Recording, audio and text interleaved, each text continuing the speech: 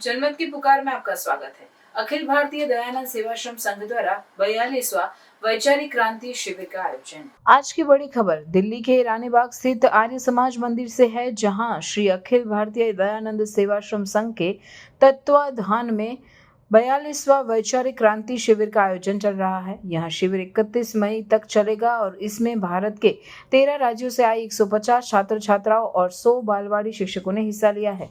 सकुर बस्ती विधानसभा के विधायक तथा दिल्ली मंदिर पुजारी प्रकोष्ठ के अध्यक्ष कर्नल सिंह ने अपने संबोधन में कहा है कि आर्य समाज सदैव राष्ट्रहित और भारतीय संस्कृति के संवर्धन के लिए कार्य करता है।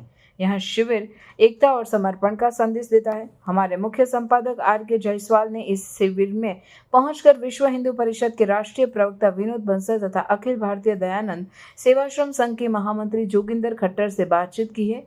देखिए पूरी रिपोर्ट। नमस्कार, मैं R.K. जायसवाल और आप देख रहे हैं जनमत की पुकार। मौजूद हूँ रानी बाग में, जहाँ पर आदिवासी बच्चों का वैचारिक क्रांति शिविर चल रहा है, जहाँ पर काफ़ी संख्या में आर्य समाजी सन्यासी और यहाँ के जो विधायक हैं सकुर बस्ती के कर्नल सिंह जी, वह भी पहुँचे हुए हैं। आइए चलिए उनसे बातचीत करते हैं।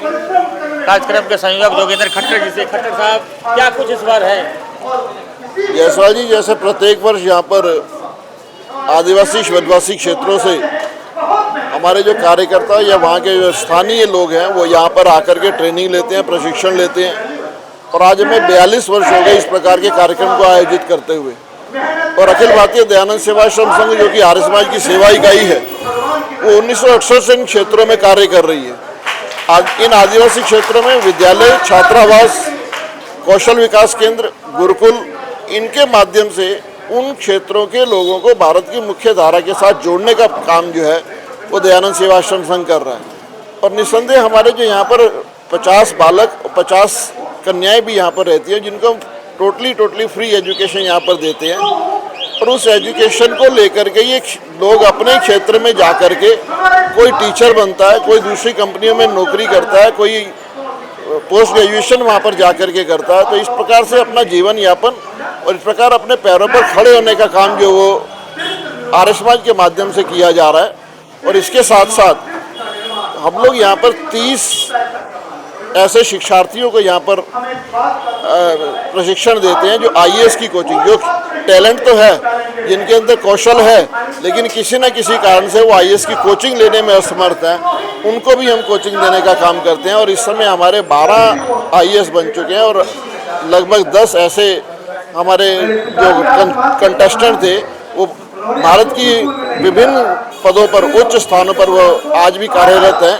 कोई RBI में है, कोई रेलवे में काम कर रहा है। इस प्रकार से वो अपना पैरों पर खड़े होकर के भारत की मुख्य धारा में जुड़ने का काम वो कर रहे हैं। और यही हमारा आज का इस कैंप को लगाने का भी उद्देश्य है। 10 दिन का ये कैंप होता है। हमारा 42वां वैचारिक क्रांति शिविर है और उस विचारों के माध्यम से इन लोगों को भारतीय संस्कृति के साथ जुड़ने का जो प्रेरणा यहाँ पर दी जाती है, जो हमारे विभिन्न क्षेत्रों से आचार्य आए हुए हैं।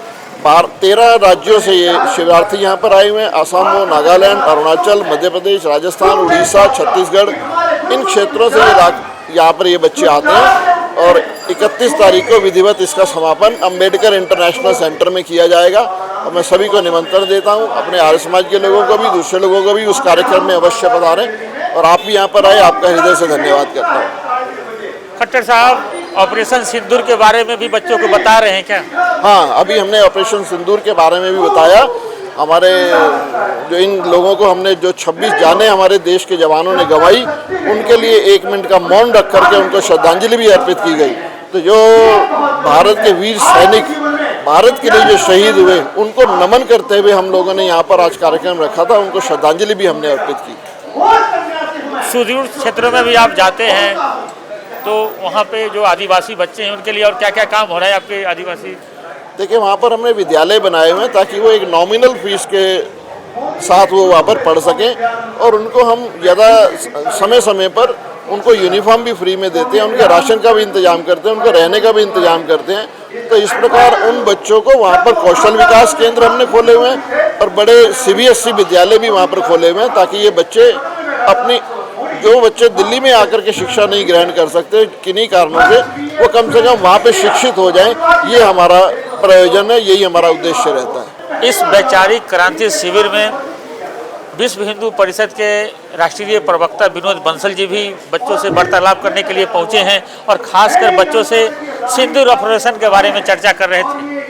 देखिए, इस 43वें वैचारिक क्रांति शिविर जो कि अखिल भारतीय दयानंद सेवाश्रम संघ द्वारा अनवरत रूप से जो हर वर्ष आयोजित किया जाता है, जनजाति समाज के 13 राज्यों से ये बच्चे आए हैं।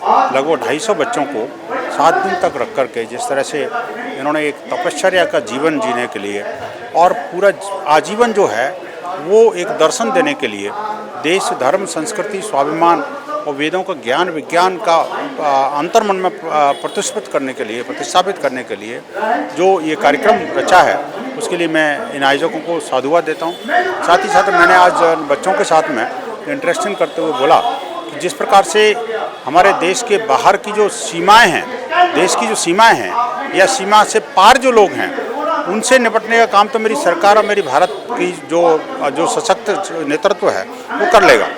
लेकिन हमें ये संस्कार और स्वाभिमान लेकर के, वेदों का ज्ञान विज्ञान लेकर के, राष्ट्रीयता की भावना लेकर के हमें जब समाज के अंदर जाएंगे, घर पर वापस जाएंगे, तो हमें पहचानना होगा कि हमारे आस्तीन में कोई सांप तो नहीं पड़ रहा, कोई देशद्रोही तो नहीं है, कोई धर्मद्रोही तो नहीं है, और देश समाज और धर्म संस्कृति के ऊपर हमला करने वाला कोई तत्व तो नहीं पैदा हो रहा।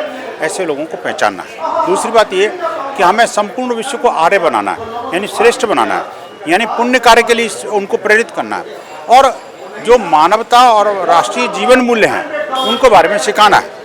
हमने देखा कि इन बच्चों के अंदर भी ऐसी अद्भुत प्रतिभाएं हैं जिनके माध्यम से ये देश का और विश्व का नेतृत्व कर सकते हैं। तो उसके लिए बच्चों को अभी से तैयार करना, और खासकर जनजाति समाज जो अभावग्रस्त समाज है, उनकी जो संस्कृति है उस पर प्रहार करने के लिए एक तरफ ईसाई मिशनरियाँ और एक विस्तारवादी चर्च और दूसरी तरफ कट्टरपंथी इस्लाम वो लगातार हमला कर रहा है, उनसे भी सजग रहने की आवश्यकता है।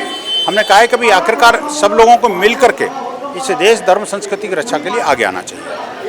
तो ये जो बात है वो बेसिकली आज के युग में बहुत ज़रूरी है। मैं साधुवाद दिया आर्य समाज रानीबाग को भी कि जिन्होंने इस वैचारिक क्रांति शिविर के लिए इतना बड़ा आयोजन किया, 250 बच्चों के लिए। किस तरीके का जो लालच वगैरह देते हैं जो ईसाई इस्लामीकरण और जो इस्लामिक, देखिए ईसाई मिशनरियों के लालच की बात सिर्फ नहीं है, वो छल, प्रपंच, दंभ और जो दुस्साहस करके बलपूर्वक भी और जनजाति समाज का अपहरण कर रहे हैं, उनकी संस्कृति को समाप्त करने की कोशिश कर रहे हैं। ये जो जनजाति समाज है उसको भारत के संविधान ने एक विशेष दर्जा दिया हुआ है कि वहाँ के जो क्षेत्र है वहाँ पर कोई ज़मीन नहीं खरीद सकता, वो ज़मीन ट्रांसफ़र नहीं हो सकती, वहाँ कोई मस्जिद, मदरसा और नहीं बन सकता।